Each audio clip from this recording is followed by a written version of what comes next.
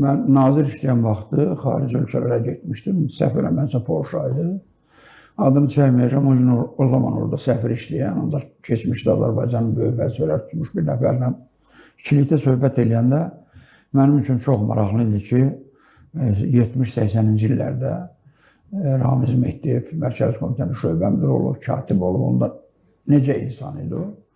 O mənə dedi ki, onun bircə dənə vəzifəsi var idi, qapısını bağlasın, gün ərzində fikirləşsin ki, kimlə kimi vuruşdura bilər, kimin haqqında ölkə rəhbərliyinə yanlış məlumatlar vermək, onu pisikdirmək və insanları bir-birinə vurmaq, intriq aparmaq. Bunun başqa bir işi yox idi. Yəni, belə dedi.